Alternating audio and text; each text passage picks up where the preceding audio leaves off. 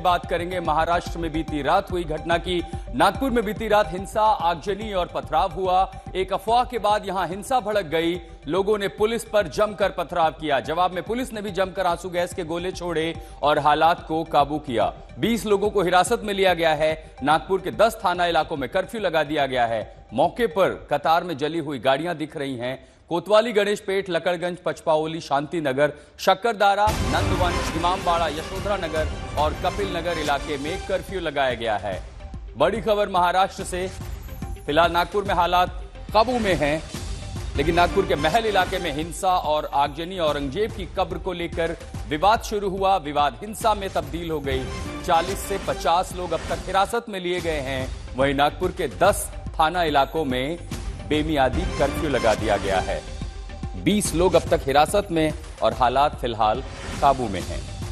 आप जो तस्वीरें देख रहे हैं वो रात 9 बजे की है, जब हिंसा और आगजनी शुरू हुई। लगभग 2 दर्जन दोपहिया और 3 कारों को आग लगा दी गई। महल इलाके में हिंसा और आगजनी की तस्वीरें।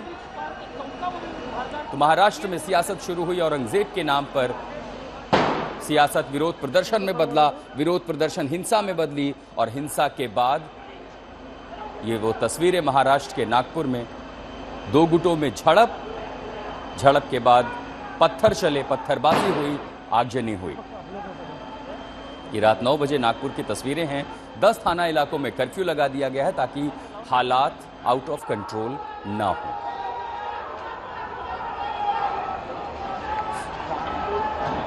हालांकि शुरुआती जानकारी के मुताबिक 4 से 5 लोगों के घायल होने की भी खबर है। वहीं महाराष्ट्र के मुख्यमंत्री देवेंद्र फडणवीस ने कहा है कि किसी भी तरह अफवाहों पर ध्यान न दे। ये 6 तस्वीरें आपके सामने। गाड़ियों को आग लगाई गई। 2 घंटे तक हिंसा का दौर चला। हालात नियंत्रण करने के लिए भारी पुलिस बल तैनात और इस हिंसा में कई पुलिस वाले भी घायल हुए। और हिंसा के बाद जूते चप्पल बिखरे जहां तहां सड़कों पर, लेकिन अब स्थिति नियंत्रण में है। विश्व हिंदू परिषद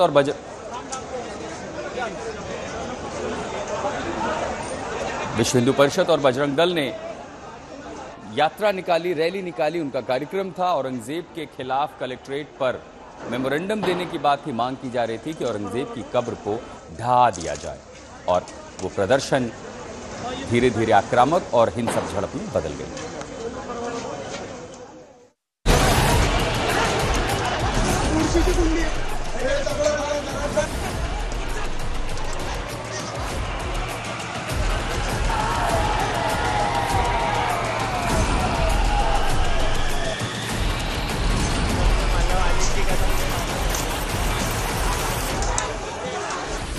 औरंगजेब पर सियासी जंग से झड़प तक, जुबानी हमलों के बाद अब मैदानी बवाल।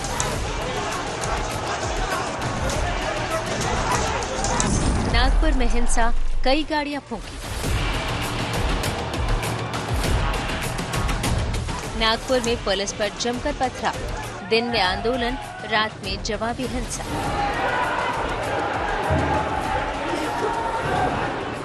नागपुर की ये तस्वीरें बता रही हैं कि औरंगजेब को लेकर जो जुबानी जंग बीते कई दिनों तक चल रही थी, वो अब खतरनाक हालात तक पहुंच चुकी है।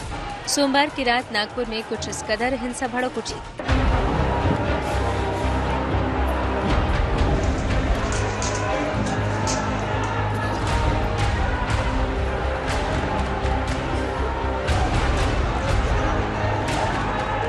पहले पुलिस पर जमकर पथराव किया गया और इसके बाद कई गाड़ियों को आग के हवाले कर दिया गया।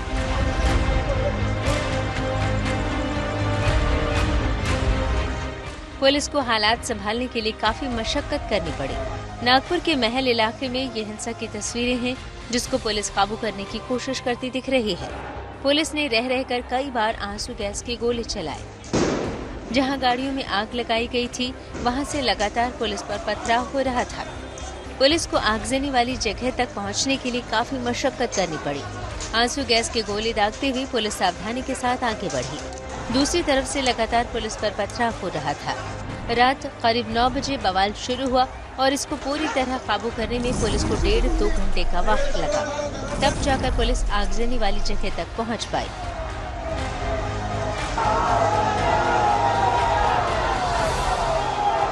कंट्रोल में है और ऐसा कुछ नहीं है अभी कि जिससे कोई घबराए, परंतु जिन लोगों ने कायदा सुव्यवस्था हाथ में लेने की कोशिश की उनके ऊपर हमारी कार्रवाई हुई है और हो रही है। जो लोग इसमें इन्वॉल्व हैं उनकी फोटोग्राफ्स हैं, वीडियोज़ हैं और उसके अलावा जो हमारा कमांड कंट्रोल सेंटर है उसमें भी हम लोग वॉच रखे हुए हैं कौन कौन इसमें दिख रहे हैं। हालात को संभालने के लिए अतिरिक्त पुलिस बल को बुलाना पड़ा। पथराव में कई पुलिस वाले घायल हो गए। मौके पर तैनात एम्बुलेंस में प्राथमिक इलाज के बाद पुलिस वाले मौके पर डटे रहे।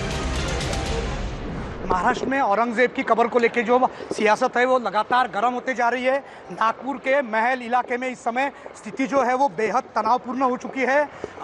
दो समुदाय आमने सामने आने के बाद पुलिस ने आंसू गैस के जो गोले हैं वो यहाँ पे दागे हैं। नागपुर के महल स्थित का ये इलाका है। ये एक्सक्लूसिव तस्वीरें हम आपको सिर्फ आज तक पर दिखा रहे हैं। इस समय बड़े संख्या में पुलिस का जो बल है वो यहाँ तैनात किया गया है। हम देख सकते हैं नागपुर का महल इलाका है जहाँ दो समुदायों के बीच तनाव की स्थिति पैदा होने के बाद में भारी पुलिस बंदोबस्त तैनात कर दिया गया है। काफी माल का नुकसान यहाँ हुआ है। जिस तरीके से पुलिस यहाँ मौजूद है और इस तरीके ये पूरे जो समुदायों के बीच की जो झड़प है उसे शमाने की जो कोशिश है वो पुलिस की तरफ से की जा रही है। हालात पर महाराष्ट्र के सीएम देवेंद्र फडणवीस की भी नजर थी। उन्होंने पुलिस को निर्देश दिए कि सख्ती के साथ हालात को काबू किया जाए। नागपुर के महल इलाके में जिस प्रकार से तनाव की स्थिति निर्माण हुई ये बहुत ही निंदनीय है। जिस प्रकार से कुछ लोगों ने पत्थरबाजी की है, पुलिस पर भी पत्थर फेंके हैं, ये बिल्कुल गलत है। मैं स्वयं इन सारी घटनाओं पर नजर रखकर हूं। मैंने पुलिस कमिश्नर को ये कहा है कि कानून व्यवस्था बनाने के लिए जो भी कड़े से कड़े कदम उठाने की आवश्यकता हो वो उठाए जाए और शांति को बनाया जाए। पथराव और आगजनी के बाद पुलिस ने सख्ती दिखाई। कुछ बलवाइयों को कुछ इस तरह भीड़ से पकड़कर लाया गया। मौके पर बड़ी तादाद में बिखरे ये जूते चप्पल बता रहे हैं कि हालात बिगड़ने के दौरान यहाँ कितनी भीड़ मौजूद थी और कैसे लोग पुलिस की सख्ती के बाद भागे। फिलहाल नागपुर में हालात काबू में है। 5 से ज्यादा लोगों के एक साथ जमा होने पर रोक लगा दी गई है। भारी तादाद में पुलिस बल तैनात किया गया है। नागपुर से ऋत्विक और योगेश के साथ अभिजीत करांधे, आज तक।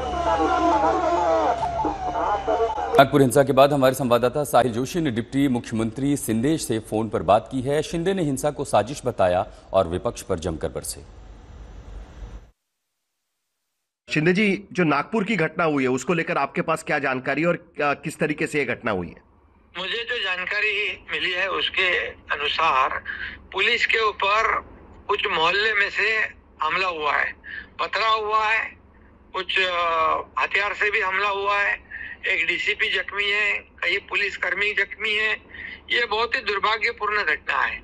जो कानून व्यवस्था बनाए रखने वाले जो हमारे पुलिस है वो हमेशा रास्ते पर तैनात रहते हैं कानून व्यवस्था और जनता की रक्षा करने के लिए। उन पर हमला करना ये बहुत ही दुर्भाग्यपूर्ण है। और मेरे जानकारी के अनुसार दोपहर को कुछ आंदोलन हुआ था औरंगजेब पर लेकर, और औरंगजेब को लेकर दोपहर को आंदोलन हुआ और अभी रात को ये ऐसा हमला पुलिस पर करना, इसका ये पूरी साजिश लगती है। ये पूरी तरह प्लानिंग का हमला लगता है। ये दुर्भाग्यपूर्ण है और ये जिन्होंने किया है उनको बख्शा नहीं जाएगा, उनको छोड़ेंगे नहीं, उनके ऊपर कड़ी कार्रवाई हो जाएगी। कानून व्यवस्था बनाए रखने का काम सरकार का है, पुलिस का है, और उसे उन्हीं पुलिस के ऊपर अगर जो हमला करते हैं ये तो बहुत दुर्भाग्यपूर्ण है। माना विपक्ष का यह कहना है कि पिछले कुछ दिनों से महाराष्ट्र में जानबूझकर औरंगजेब के नाम से कानून सुव्यवस्था बिगाड़ने की कोशिश की जा रही थी और सरकारी पार्टी के लोग जिस तरीके से उस पर बयानबाजी कर रहे थे उस पर भी उन्होंने काफी कड़ा रुख रखा है और कहा है कि सरकार ने ध्यान नहीं दिया है उस पूरे कानून सुव्यवस्था बनाए रखने के लिए। जिस तरीके से वीएचपी और क्या विपक्ष का कुछ क्या लगता है क्या हो? औरंगजेब जो जिसने महाराष्ट्र पर हमला किया, हमारे हिंदू देवताओं के मंदिर तोड़ दे, हमारे धर्मवीर संभाजी महाराज को 40 दिन बांधकर बेड़िया डालकर उनकी जबान खींची, उनकी आंखें निकाली, उनकी खाल छलनी कर दी, उनके नाखून काट दिए। इतना बड़ा अत्याचार किया है इस औरंगजेब ने। और ये औरंगजेब के उदात्तीकरण करने वाले कौन है ये लोग? नहीं, वीएचपी जिस तरीके से आंदोलन कर रही थी उसको रोकना चाहिए था, ऐसा विपक्ष का कहना है। और मैं तो कहूंगा उसका समर्थन करने वाले भी देशद्रोही है। नहीं, उनका कहना है कि वीएचपी जिस तरीके से आज आंदोलन करने वाला था उनको रोकना चाहिए था। नहीं, वो रोकना वो तो पुलिस का काम है। आंदोलन किस चीज पर आंदोलन हुआ था? ये जिन्होंने हमला किया उनका औरंगजेब क्या लगता है? अरे औरंगजेब ने तो अपने बाप को भी नहीं छोड़ा, तो इनको क्या छोड़ेगा वो? और इसलिए ये जहाँ पर हमारे छत्रपति शिवाजी महाराज ये हमारे देवता है, धर्मवीर संभाजी महाराज हमारे देवता है, और उनके ऊपर अन्याय अत्याचार करने वालों का उदात्तीकरण करना, उनको क्या कहते हैं भाई? ऐसे तो क्या पुलिस आगे की कार्रवाई अब ठीक से करेगी? क्या शांति अभी वहां पर है नागपुर में? नहीं, शांति बनाए रखने के लिए पूरी तरह पुलिस काम करेगी, और शांति बनाए रखने की अपील भी मैं करता हूँ। शांति बनाए रखने का काम सरकार का है, हमारी जिम्मेदारी है। लेकिन ऐसे जो समाज कंटक है, जो पुलिस पर हमला करते हैं, उनको बिल्कुल नहीं छोड़ा जाएगा। धन्यवाद शिंदे जी, बहुत धन्यवाद। नागपुर में हिंसा की वजह औरंगजेब का पुतला फूंकना बनी। दिन में बजरंग दल और वीएचपी ने पूरे राज्य में औरंगजेब की कब्र हटाने की मांग को लेकर प्रदर्शन किया था। इसी के तहत नागपुर में भी प्रदर्शन करके पुतला फूंका गया। इस दौरान एक अफवाह के बाद लोग भड़के और रात 8:30 बजे के बाद हिंसा होने लगी। बीते कई दिनों से महाराष्ट्र में औरंगजेब की कब्र को लेकर भड़काऊ बयानबाजी हो रही थी, और ये भी संयोग रहा कि जिस दिन औरंगजेब की कब्र को हटाने की मांग को लेकर विश्व हिंदू परिषद और बजरंग दल ने पूरे सूबे में बड़ा आंदोलन छेड़ा। 17 तारीख को अभी तो बस निवेदन दे रहे सरकार को कि वो जल्द से जल्द उसे हटाए। ये हिंसा ठीक उसी दिन हुई। इसमें बजरंग दल औरंगजेब की कब्र को संभाजी नगर से हटाने की मांग को लेकर प्रदर्शन कर रहा है।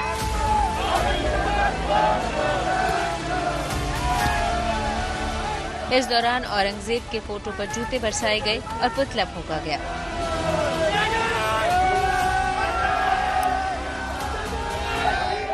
ऐसा ही आंदोलन कई जगह पर वीएचपी और बजरंग दल ने किया।